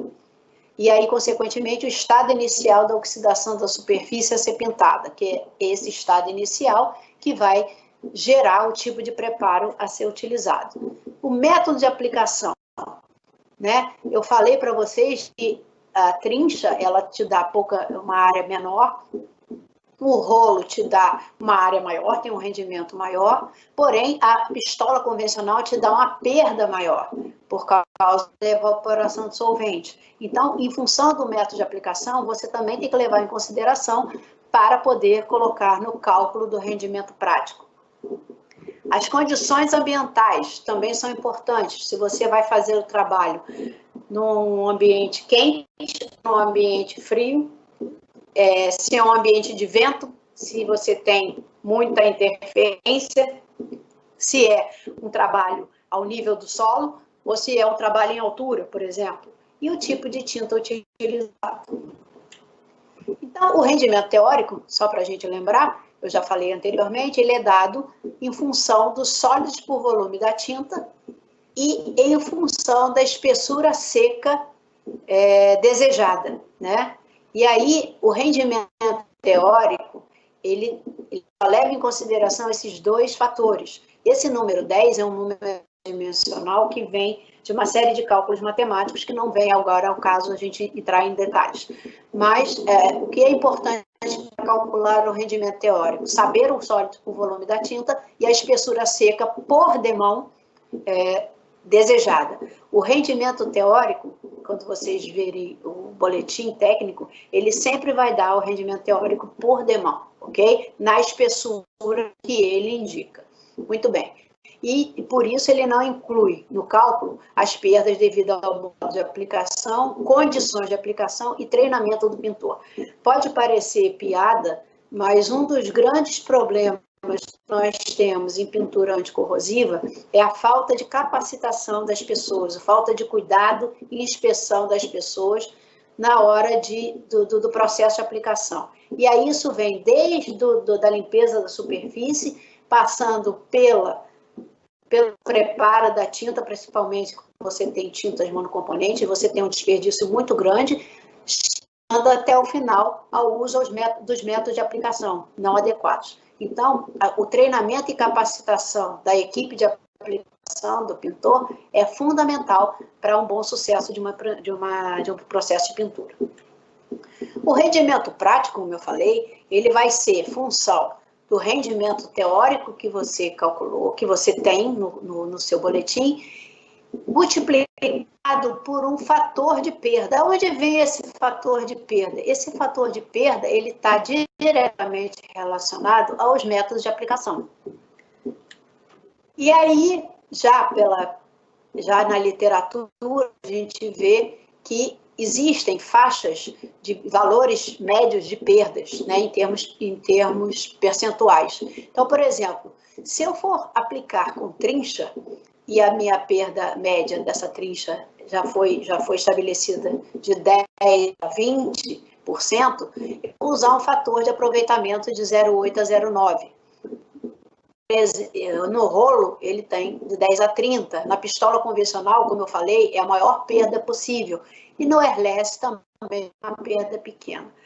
Aí, onde é que eu vou aplicar isso? Por exemplo, eu fiz a minha conta no meu rendimento teórico, e eu, para aplicar na minha área, eu tenho 100 metros quadrados. Pela tinta que eu estou escolhendo, eu vou gastar 10 litros de tinta, tá? 10 litros de tinta. Ora, eu sei que aquela área, no teórico, com 10 litros de tinta, eu cubro. Entretanto, eu vou usar pistola convencional para pintar. Ele tem uma perda média de 30% a 50%. Aonde vai entrar esse cálculo? Eu vou multiplicar sempre pelo fator. O fator de aproveitamento vai ser relativo a 50%. Então, se teoricamente eu tenho 10 litros de tinta para comprar e eu vou aplicar com pistola convencional, na verdade, eu vou comprar 15 litros de tinta, porque esses 5 litros vão ser esses 50% das perdas médias. A gente sempre aconselha a fazer o cálculo levando o valor máximo em conta, o valor máximo de perda, porque aí você garante não ficar sem tinta ao longo do processo, ok? E essas perdas, além do método de aplicação, elas também estão relacionadas à condição de aplicação, como eu falei, se é em relação ao solo e serviço em altura, a geometria das peças, isso deve ser levado em consideração, porque se você tem uma peça com geometria complexa, você vai precisar fazer muita demão de reforço, então você vai ter um gasto maior, né? E aí você tem que ser levado em consideração o estado de corrosão da superfície, que está diretamente ligado ao preparo da superfície, né? Se você tem uma rugosidade elevada da superfície, isso vai consumir na primeira demão de tinta uma quantidade de tinta maior do que nas demãos sequentes. A uniformidade da película, qual é a espessura que eu vou utilizar. Então, um dos grandes fatores que a gente vê, e aí é verdade o que acontece, o pessoal às vezes está com o serviço atrasado e você precisa aplicar 200 microns úmidos, né? Uma demão de 100 microns úmidos, 2 demãos de 100 microns úmidos para para chegar na sua espessura seca desejada. Às vezes, por questões de tempo, ou por questões de achar que estão economizando tempo, os aplicadores, em vez de aplicar 2 demãos de 100 microns, resolvem aplicar uma demão de 200 microns. Ora, se o fabricante disse que a espessura úmida por demão são de 100 microns, você tem que usar 100 microns. Por quê? Se você tentar usar 200 microns, você vai causar irregularidade, você vai causar escorrimento, retenção de solventes, irregularidades na espessura e uma série de outros problemas que vão te dar falhas prematuras no seu processo corrosivo. Principalmente treinamento e conscientização do pintor. É muito importante. Em pintura industrial, a gente preza muito por essa conscientização. A pintura anticorrosiva não é uma brincadeira. Ela não deve ser levada, não deve ser feita de qualquer maneira. Então, há que se ter um treinamento e conscientização do aplicador. E se é o tipo de tinta mono ou bicomponente. Como eu falei para vocês, em função da relação de mistura, é muito maior a probabilidade de perdas de tinta se você tiver uma tinta bicomponente. Você preparar demais ou você passar do tempo de vida útil, então isso também é um fator de perda. Aqui só para vocês terem uma ideia do que é um pintor lambão.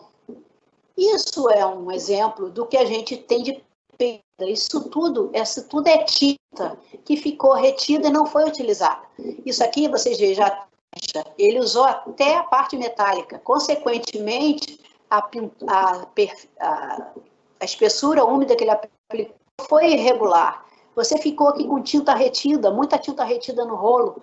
Aqui você tem muita tinta que foi misturada sem necessidade, sem falar na limpeza, no aspecto. Então, isso tudo tem que ser levado, tem que ser levado em consideração na hora do preparo do material e do processo de pintura. E o rendimento real?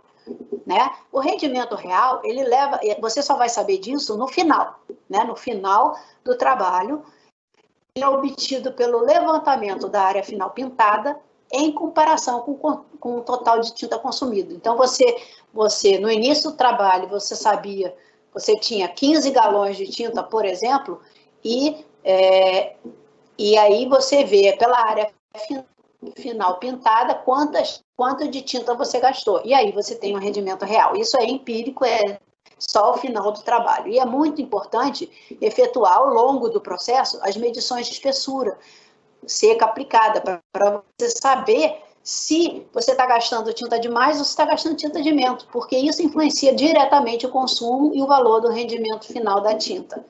E para calcular a quantidade de tinta e diluente necessária para a pintura, ou isso ainda no início, a gente então tem que levar em consideração a área, isso você sabe, os sólidos por volume também, porque está no boletim, a espessura de película seca por demão também você sabe, porque isso está no esquema de pintura, o método de aplicação que vai te dar o fator de perda e o número de demãos que você vai precisar aplicar. E aí, quando eu falei para vocês que é a questão da correta especificação, volto de novo ao exemplo do portão e do navio, que é a correta seleção do esquema de pintura como um fator importante para obter a proteção anticorrosiva desejada com uma relação custo-benefício atraente. Então, para que isso ocorra, é necessário que os responsáveis pelas especificações, aqueles que projetam os equipamentos e, consequentemente, especificam os esquemas de pintura, tenham conhecimento adequado da característica técnica de tintas, bem como das condições de trabalho e de equipamentos a serem protegidos. Em corrosão, 95%, quase 100% dos processos corrosivos, eles começam no projeto. E aí é importante que os projetistas, quem define essas ações, tenham conhecimento das características das suas estruturas e equipamentos, do ambiente e das características técnicas das tintas adequadas a essas condições. Então, quando a gente vai fazer um esquema de pintura, a gente também tem que levar em consideração, além de tudo isso que eu já falei, o tipo de pintura que vai ser realizado. Ontem, vocês viram no curso de preparação de superfície que quando eu tenho uma superfície metálica nova, quando eu estou falando de aço carbono, essa superfície nova, ela tem o grau de oxidação A, ela possui ainda carepa de laminação, ela só pode ser tratada com jato abrasivo. Então, com o jato abrasivo, ele vai te dar um perfil de rugosidade elevado, né? Consequentemente, esse perfil de rugosidade, ele vai influenciar diretamente no consumo da tinta, que vai ser utilizada como tinta de fundo. Além de tipo de pintura nova, nós temos também as chamadas pinturas de manutenção, em que a gente, de forma geral, pode resumir em 3 tipos de pintura de manutenção. A chamada pintura de manutenção por retoques, em que a gente se restringe apenas à recuperação de apenas áreas localizadas com corrosão, e aí esse tipo de serviço pressupõe a pintura encontra-se em boas condições. Então, como é que você vai fazer? Você vai fazer o tratamento de superfície naquela área danificada por corrosão, você vai fazer o tratamento de superfície, seja por ferramentas mecânicas, e depois você vai, naquela área de retoque, pintar as mesmas demãos do esquema do restante do esquema. O chamado pintura de retoque, e aí você pode ficar só com a tinta de fundo e tinta intermediária, se for apenas um retoque e o efeito estético não for importante. Entretanto, se você precisar de um efeito estético final e tiver também só alguns retoques para fazer, a gente costuma fazer pintura de retoque, fazer a retoque do mesmo jeito que eu expliquei, e dar uma demão geral de tinta de acabamento. Ou seja, esse tipo de processo envolve a recuperação de áreas com corrosão, seguida da aplicação de uma demão da tinta de acabamento em toda a superfície, de modo a uniformizar o aspecto dela. E temos também na manutenção a repintura total, quando a gente já tem uma área bastante extensa já corroída e que você, ou então o seu esquema de pintura não está mais em condições de proteger a superfície, e essa repintura total, ela envolve a remoção completa da pintura existente e aplicação do novo esquema de pintura. Essa remoção, ela vai utilizar o método de tratamento de superfície mais adequado às condições aonde o seu equipamento estiver instalado. Pode ser um tratamento mecânico ou pode ser um jato. E quando a gente fala de esquema de pintura, e aí eu falo novamente que os responsáveis pelos projetos devem ter a noção desses fatores básicos para esquematizar uma especificação, para fazer uma especificação, você tem 5 itens muito importantes que não devem nunca ser esquecidos. O primeiro é o tipo de substrato a ser revestido. Se você tem aço carbono, aço galvanizado, alumínio, cada material ele vai ter um tratamento de superfície adequado. Vocês viram ontem que eu não posso usar o mesmo jato abrasivo que eu uso numa chapa de aço carbono, numa chapa de aço galvanizado, senão eu vou tirar todo o zinco. Eu também não posso usar a mesma pressão de jateamento no alumínio, senão eu vou furar a peça, porque o alumínio é macio. Enfim, para cada substrato, eu tenho que ter um método, um tipo de tratamento de superfície. Eu tenho que também saber se o tipo de pintura a ser feita é nova de manutenção, se é de repintura total. As condições prévias de substrato, né? Se ele está oxidado, se ele é novo, a complexidade geométrica, se são estruturas planas, se são equipamentos planos, se são treliças, enfim.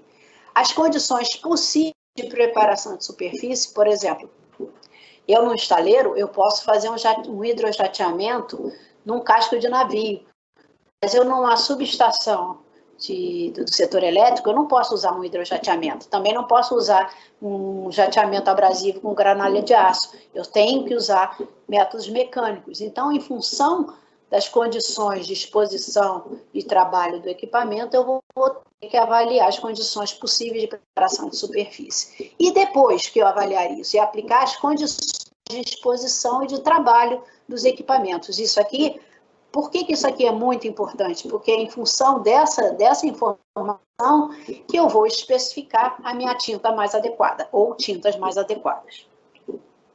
Então, assim como processos corrosivos, também o desempenho dos revestimentos por pintura frente a processos corrosivos, eles também dependem de uma série de fatores.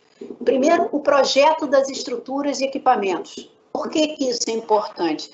Vocês estão percebendo o quão importante é as pessoas relacionadas a projetos estarem cientes desses itens.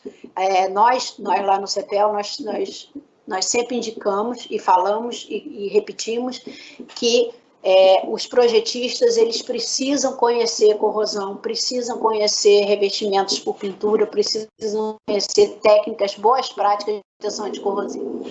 Então, no projeto de estruturas dos equipamentos, primeira coisa, o projetista tem que prever condições de acesso para inspeção e manutenção dos revestimentos de pintura.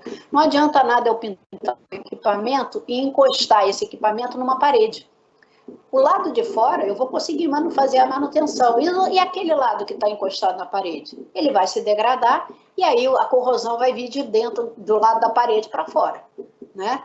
Também, não é porque está pintado que o equipamento ele vai estar protegido ad eterno.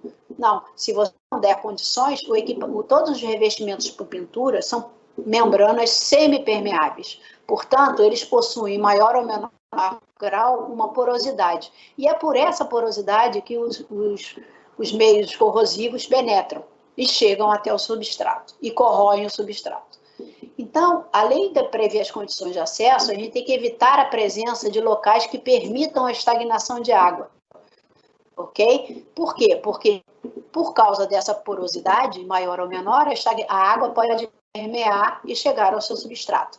Evitar a presença de frestas também. As frestas são motivos de processos corrosivos prematuros, porque você pode ter processos de aeração diferencial, corrosão por aeração diferencial na formação de frestas.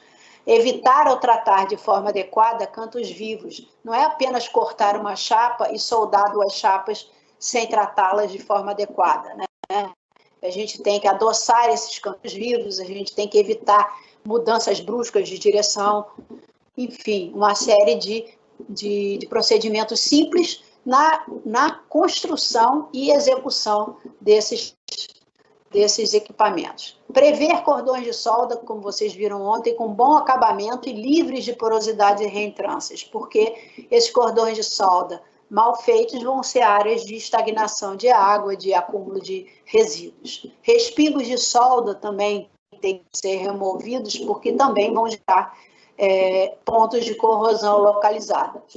E evitar o contato entre metais diferentes, porque a gente vai ter aí formação de pilhas galvânicas. Além disso, no projeto, nós temos a especificação correta dos esquemas de pintura, nós temos a preparação da superfície adequada, a aplicação de tintas e o controle de qualidade dos produtos utilizados e realização de serviços de manutenção preventiva e corretiva periódicos. Não é porque o seu equipamento, a sua estrutura foi pintada que ela está protegida para a vida toda. Não é isso. A pintura, ela tem um tempo de garantia dado pelo seu fabricante, geralmente 10, 15, 20 anos, dependendo do fabricante. Mas, se você não fizer esse serviço de manutenção preventiva, por exemplo, ela pode estar pintada, ter um prazo de garantia de 20 anos, mas sofrer um dano de transporte, um dano de manutenção. E se você deixar aquele dano sem tratamento, aquele dano vai se propagar e vai comprometer toda a sua superfície, ok? E aí, com relação à qualidade, né, do processo de pintura, na aplicação, inspeção e acompanhamento, também isso vem como responsabilidade também do cliente e primeiro é verificar se as tintas a serem aplicadas, aquelas que chegaram para você, correspondem àquelas que foram especificadas. Uma coisa é especificar errado, já é um problema. E outra coisa é aplicar tinta que estava errada, que veio errada, não corresponde ao que foi pedido. Depois, verificar se a preparação de superfície está sendo realizada de forma correta. Estão limpando a superfície, estão dando perfil de rugosidade, estão tomando as devidas precauções com relação à segurança dos operadores e do meio ambiente. Verificar se a espessura está dentro da faixa estabelecida na especificação técnica, tanto a espessura úmida aplicada, quanto a espessura seca obtida, né? Isso aqui demanda uma inspeção constante, um acompanhamento constante do processo de pintura. Nas normas Eletrobras, na NE 0001, isso está estabelecido, que as empreiteiras que vão realizar trabalhos nas empresas Eletrobras devem ter um inspetor qualificado para acompanhar full time o trabalho de pintura. Verificar se os intervalos de pintura entre demãos estão sendo obtidos, se as condições climáticas são adequadas para a aplicação das tintas, se as películas resultantes, as películas secas resultantes estão isentas de defeitos. Isso aqui vai ser motivo de um próximo curso no dia 28 de maio, em que nós vamos falar sobre falhas e defeitos de pintura. Verificar, isso antes da aplicação, se as regiões críticas estão sendo revestidas com demão de reforço. Isso aqui é função do inspetor. E verificar se as condições de segurança dos equipamentos das pessoas estão sendo seguidas.